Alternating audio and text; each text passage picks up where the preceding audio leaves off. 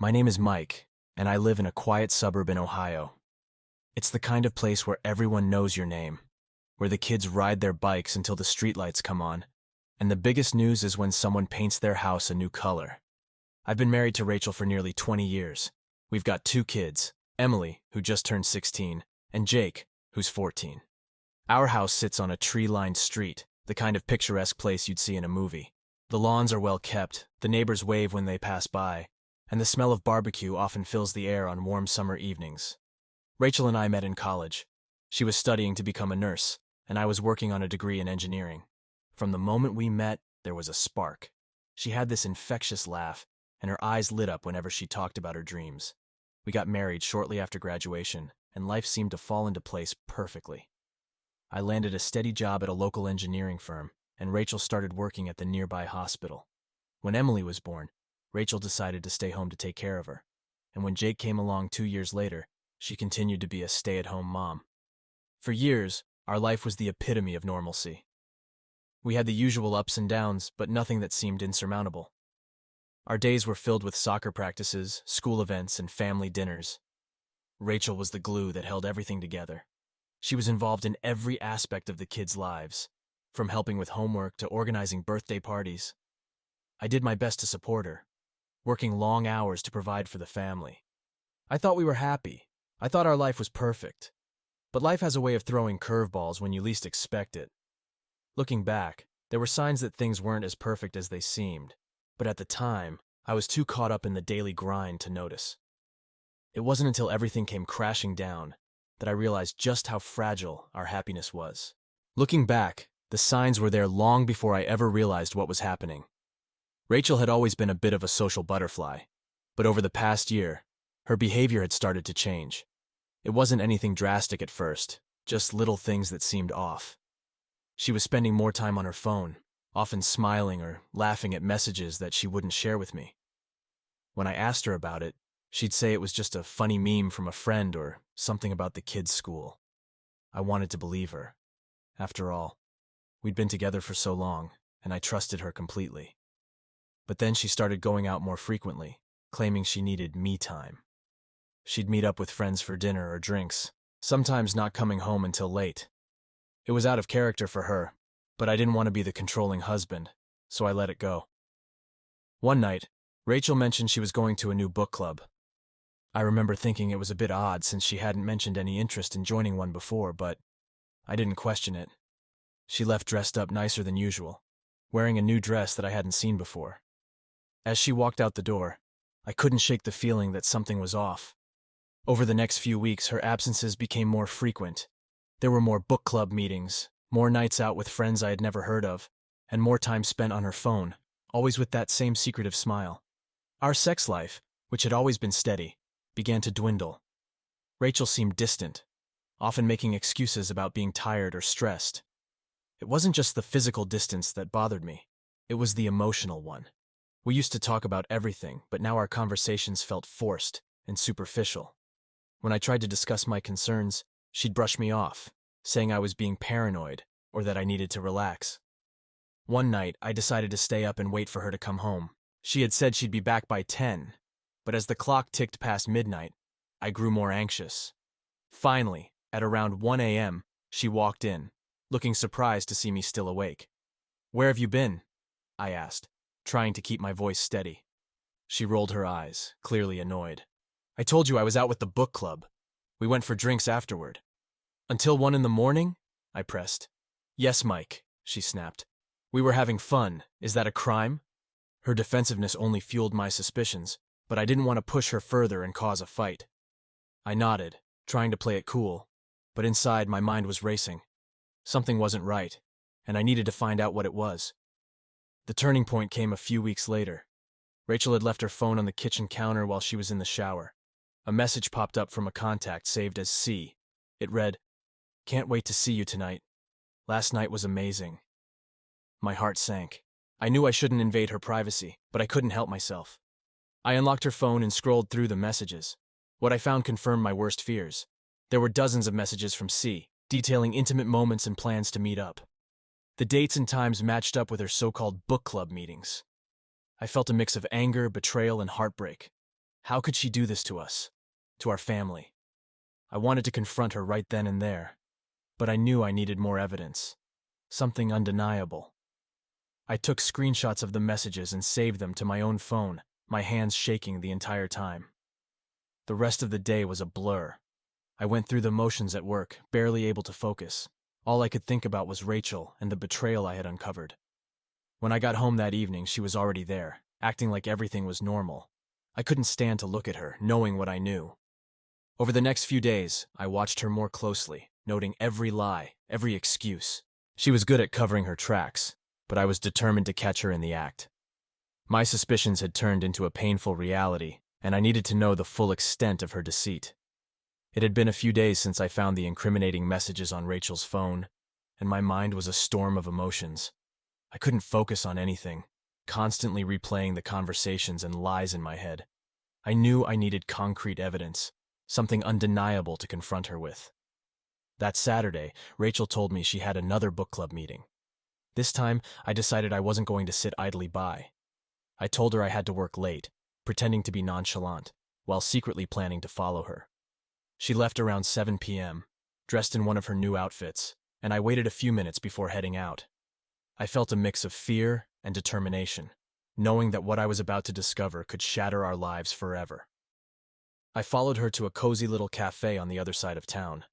It was the place where her book club supposedly met. I parked my car a block away and walked over, making sure she didn't see me. Through the window, I saw Rachel sitting at a table with a group of women, laughing and chatting. It looked innocent enough, but I knew better.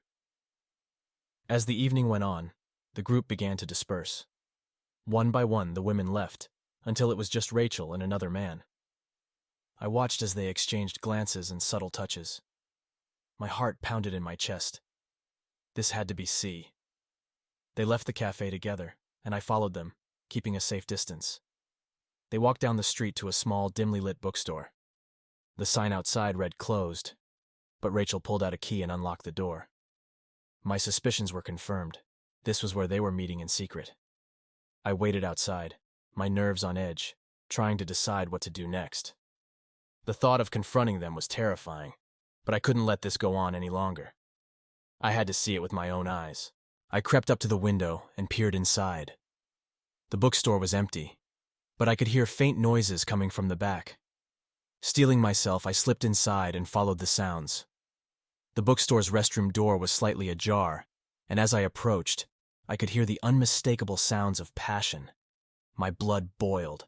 I pushed the door open, and there they were, Rachel and her lover, entwined in a heated embrace, completely unaware of my presence. The sight was like a punch to the gut. My whole world shattered in that moment.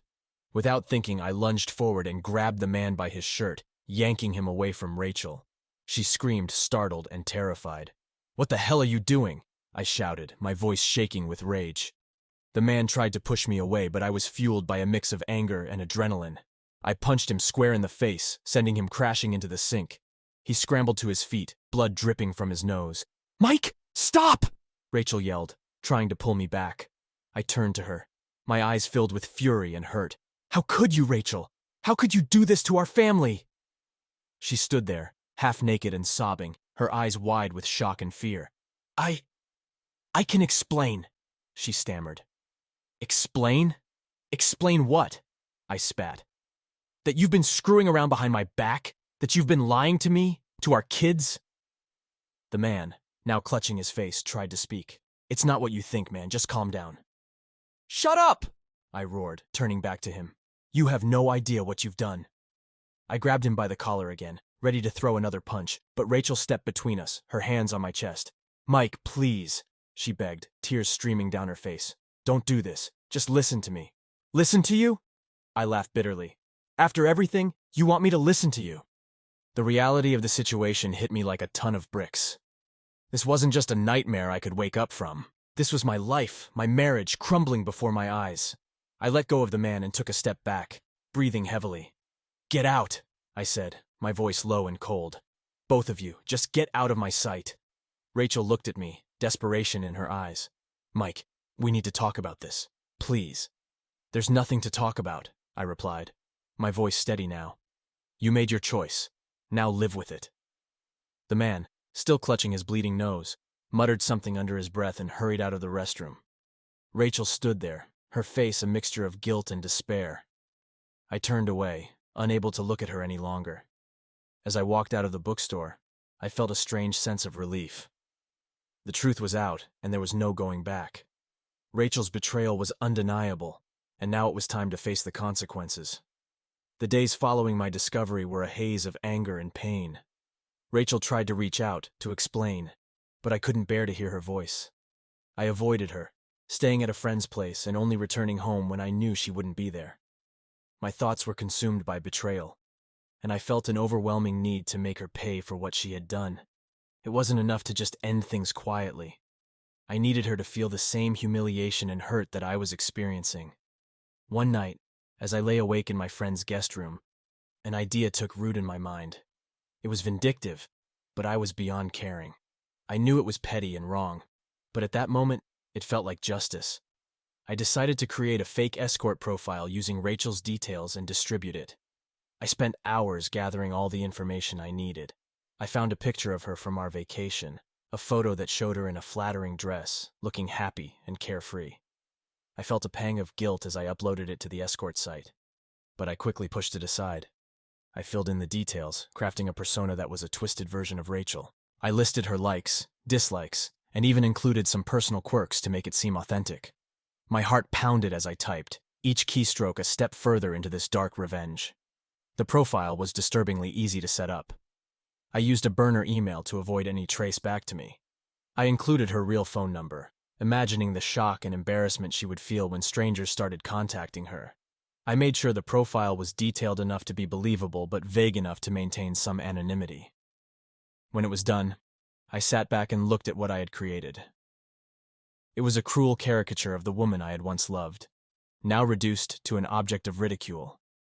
I distributed the link to the profile on various online forums and social media platforms, places where it was sure to spread quickly.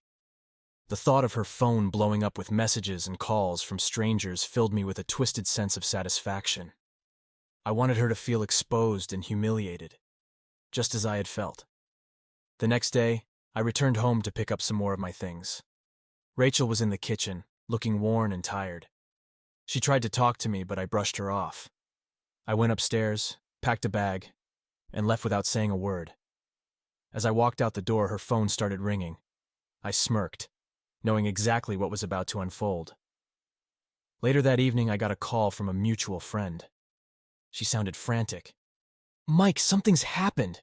Rachel's been getting these disgusting calls and messages. Do you know anything about this?" I feigned ignorance. "No, I don't know anything. What's going on?" "Someone created a fake escort profile with her information. It's horrible. She's devastated." A part of me felt a grim satisfaction hearing this, but another part of me, a part I was trying hard to ignore, felt a pang of guilt. I knew I had crossed a line, but it was too late to turn back now. Over the next few days, I heard through the grapevine about Rachel's distress. She had to change her phone number and was considering taking legal action to find out who was behind it. She was a mess, according to our friends, hardly eating or sleeping. Despite my anger, I couldn't help but feel a twinge of sympathy. But I buried that feeling deep, focusing instead on the fact that she had brought this upon herself. One afternoon, as I was sitting at my desk at work, my phone rang. It was Rachel. I hesitated, then answered. Her voice was shaky, on the verge of tears. "Mike, please. If you know anything about this, you have to tell me. I can't live like this." Her desperation was palpable, and for a moment I almost confessed. But then I remembered her betrayal, the lies, and the deceit. "I don't know what you're talking about, Rachel. I'm sorry you're going through this, but it has nothing to do with me." She was silent for a moment. Then she whispered, "I don't believe you." "Believe what you want," I replied coldly. "I've moved on, Rachel. Maybe you should too." I hung up, my hands trembling. The satisfaction I had felt was starting to fade, replaced by a deep sense of unease.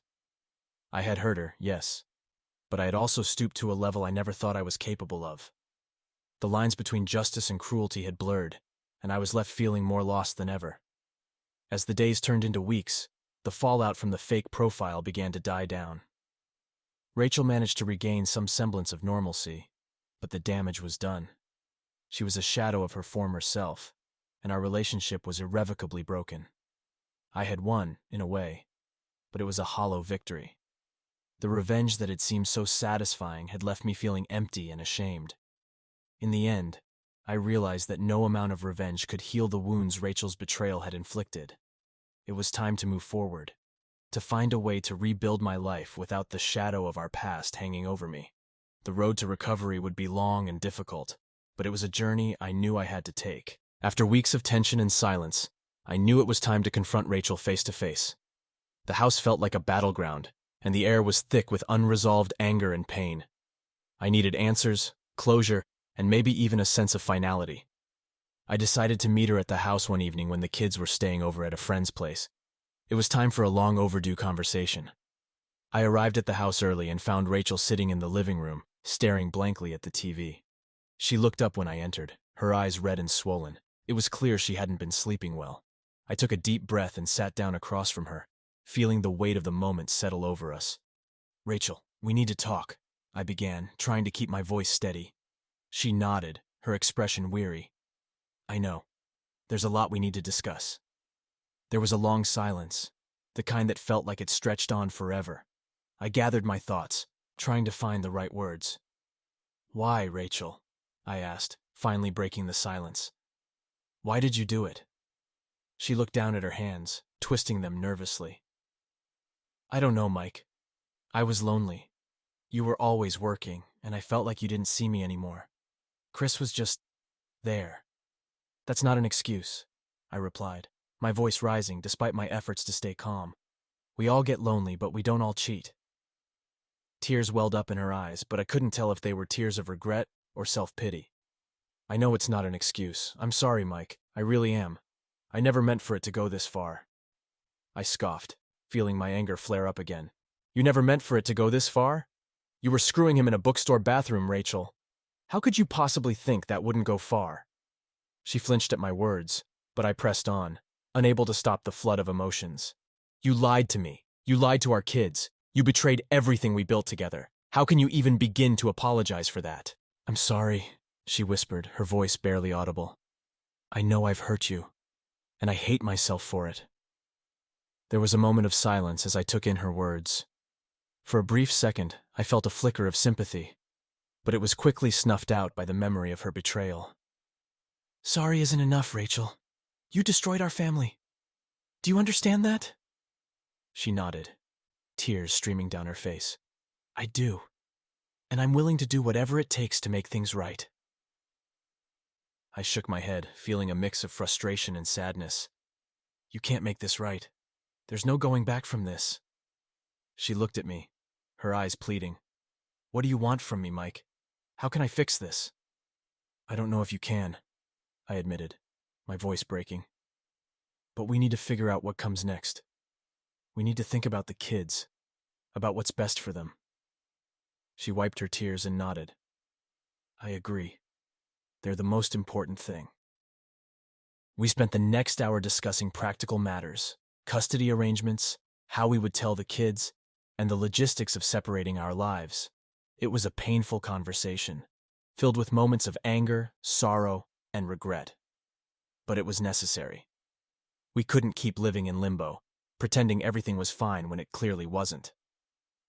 As we wrapped up the discussion, I felt a strange sense of relief. We still had a long road ahead of us, but at least we were moving forward. I stood up to leave, feeling emotionally drained. "Mike," Rachel said, her voice stopping me at the door. "I know I've hurt you, and I know I don't deserve your forgiveness, but I want you to know that I still love you. I always will." I turned to look at her, my heart heavy with conflicting emotions. "I loved you too, Rachel, but love isn't enough to fix this. Not anymore." With that, I walked out of the house, leaving behind a life that was now just a collection of painful memories. The confrontation had been brutal, but it was the first step towards healing. It was time to start building a new life, one that wasn't defined by betrayal and heartbreak. The weeks following our confrontation were grueling. Rachel and I had agreed to live separately, and she moved into a small apartment nearby while I stayed in the house with the kids. The legal proceedings for the divorce began, and every day felt like a new challenge. I was juggling work, parenting, and the constant emotional strain of the situation. The kids knew something was wrong, but we hadn't yet told them the full story. That day was fast approaching, and I dreaded it. Our lawyer had advised us to keep the divorce as amicable as possible for the sake of Emily and Jake. I tried my best to follow that advice, but the anger and hurt were still fresh. Rachel and I communicated mostly through text and email, discussing only necessary details about the kids and the legal process. It was cold and formal, a stark contrast to the life we once shared. One evening, after the kids had gone to bed, I received a text from Rachel asking if we could meet. She wanted to talk one last time before the trial. Reluctantly, I agreed, knowing that we needed to finalize some details and perhaps find some closure. We met at a small coffee shop on the outskirts of town. It was a neutral ground, away from the memories of our home and the eyes of our neighbors. Rachel looked tired and frail, a shadow of the woman she once was. I sat down across from her, feeling a mix of anger and sadness. "Thank you for meeting me," she said softly, her eyes avoiding mine. "What do you want to talk about, Rachel?" I asked, keeping my tone neutral. She took a deep breath and finally looked at me. "I know you don't want to hear this, but I am truly sorry for everything. I've been trying to figure out how I could let things get so bad, how I could hurt you and the kids like this." I stayed silent, letting her speak. "I've been seeing a therapist," she continued, "and it's helped me understand some things about myself, about us. I know I can't undo the past, but I want to make amends, to be a better person for our kids." "That's good," I said, my voice flat. "But it's going to take more than words to fix this." She nodded, tears welling up in her eyes. "I know. I don't want to lose them, Mike. I don't want to lose my family." Her words stung. The family she was so desperate to keep was the one she had already torn apart. "Rachel, we can't go back to the way things were. Too much has happened, but we can try to be good co-parents to give Emily and Jake the stability they need." She wiped her tears and nodded. "I understand. I want that too." We spent the next hour discussing the kids, the custody arrangement, and how we would handle holidays and birthdays. It was a difficult conversation, but it felt productive. We were finally making decisions for the sake of our children, rather than out of anger or spite. As we wrapped up, Rachel reached across the table and took my hand. "Mike, I know you can't forgive me, and I don't expect you to. But I hope one day you'll find it in your heart to understand why I did what I did, even if you can't condone it." I pulled my hand away, the pain still too fresh. "I don't know if I can ever understand, Rachel, but for the kids' sake, I'll try to move past it." She nodded, her expression a mix of sorrow and resignation. "Thank you. That means a lot." We left the coffee shop, each going our separate ways.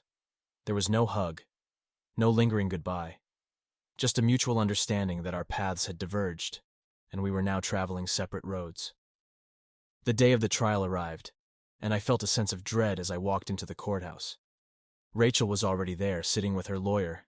We exchanged brief nods, but no words. The trial was a blur of legal jargon, testimonies, and emotional strain. Our lawyers presented our cases, and we both spoke about our desires for custody and the future of our children. When it was over, the judge granted us joint custody, with the kids living primarily with me. Rachel would have them every other weekend and alternate holidays. It was a fair decision, but it still felt like a loss. The life we had built was officially over, divided into legal terms and visitation schedules. After the trial, I walked out of the courthouse feeling a strange mix of relief and sorrow. Rachel approached me, her eyes filled with unshed tears. "Thank you for being fair," she said quietly. "I'm doing this for the kids," I replied. "They deserve the best of both of us, even if we're not together." She nodded, a sad smile playing on her lips. "I know, and I'll do my best to be the mother they need." We stood there for a moment, a silent acknowledgement of the years we had shared and the future we were now facing apart. Then, without another word, we turned and walked away, each stepping into a new chapter of our lives. The journey ahead was uncertain, but for the first time in a long while, I felt a glimmer of hope. I had survived the worst of it, and now it was time to rebuild, for myself and for my children. The past would always be a part of me, but it wouldn't define my future. It was time to start anew. The weeks after the trial were a mix of relief and grief. The legal battles were over, and Rachel and I had a formal agreement regarding our kids, but the emotional toll lingered. Every corner of our home felt like a reminder of what had been lost. I knew I needed to make some changes, both for myself and for Emily and Jake. The first major change was to the house. I couldn't bear to live in a place filled with memories of a happier time. So I decided to renovate. I repainted the walls, rearranged the furniture, and even changed some of the room's purposes. It was therapeutic, a way to reclaim my space and make it my own again. The kids helped, and it turned into a fun project for us. Emily chose the color for her new room, and Jake picked out posters for his. We laughed and bonded over the process, and for a while it felt like everything might be okay. I also started seeing a therapist. Talking to someone neutral helped me process the anger, the hurt, and the guilt. It was a safe space where I could voice my darkest thoughts and fears without judgment. Over time, I began to let go of the bitterness that had consumed me. It wasn't easy, and some days were harder than others, but I was making progress. At work, things began to improve as well. My boss had been understanding throughout the ordeal, and now that the worst was over, I threw myself into my projects. I found a renewed sense of purpose, and even took on a leadership role in a new initiative. The distraction was welcome, and the success was a much-needed boost to my confidence. Rachel and I settled into our co-parenting routine. It was awkward at first, navigating holidays and school events, but we managed. The kids were resilient, adjusting to the new normal with surprising ease. We made it a point to be civil in front of them, to show that we could still work together for their sake. Over time, the tension between Rachel and me eased, and we found a way to communicate without the underlying anger and hurt. One evening, as I was helping Emily with her homework, she looked up at me and smiled. "Dad, I like our new house," she said. "It feels different, but in a good way." Her words warmed my heart. "I'm glad you feel that way, sweetie. It's our house, and we can make it anything we want." Jake chimed in from the other room. "Can we make it a spaceship?" We all laughed, and for the first time in a long time, it felt like we were a family again. Not the same as before, but something new, something different, and maybe even something stronger. A few months later, I decided to take a step I hadn't considered in a long time. I signed up for an online dating site. It felt strange, putting myself out there again, but I knew it was time. I needed to move on, to find happiness beyond the confines of my past. My first few dates were awkward, filled with stilted conversations and nervous laughter. But eventually, I met someone who made me feel comfortable and at ease. Her name was Laura, and she was a teacher at a nearby school. We bonded over our shared experiences and love for our kids. She had been through a tough divorce herself, and we found solace in each other's company. Laura and I took things slow. We spent time getting to know each other, going on hikes, and having dinners at each other's homes. She met Emily and Jake, and they adored her. It felt right, natural. For the first time in a long time, I felt hopeful about the future. One weekend, Laura and I took the kids on a camping trip. As we sat around the campfire, roasting marshmallows and telling stories, I looked around at the smiling faces and realized how far we had come. The past was still there, a shadow that would always linger, but it no longer defined us. Later that night, as Laura and I sat by the fire after the kids had gone to bed, she took my hand. "Mike, I know we've both been through a lot, but I want you to know how much I care about you. I see a future with you, and I hope you feel the same." I squeezed her hand, feeling a warmth spread through me. "I do, Laura. I really do. You and the kids mean the world to me. I never thought I'd find happiness again, but here we are." She smiled, her eyes shining in the firelight. "Here we are." As the months turned into years, life continued to improve. Rachel and I maintained a cordial relationship for the sake of the kids, and I found a deep, fulfilling love with Laura. We eventually moved in together, blending our families and creating a new, happier home. Emily and Jake thrived, their resilience and strength a constant source of inspiration. They excelled in school, made new friends, and grew into remarkable young adults. Our new life wasn't perfect, but it was real, and it was ours. Reflecting on the journey, I realized that the betrayal and heartache had been a turning point. It forced me to reevaluate my life, to confront my pain, and to grow stronger. It taught me the importance of resilience, forgiveness, and the power of starting over. Life is unpredictable, filled with unexpected twists and turns. But through it all, I learned that it's possible to find hope and happiness, even in the darkest times. The past will always be a part of me, but it no longer defines my future. I'm grateful for the love and support of my family, friends, and Laura. Together, we've built a new life, one filled with laughter, love, and endless possibilities.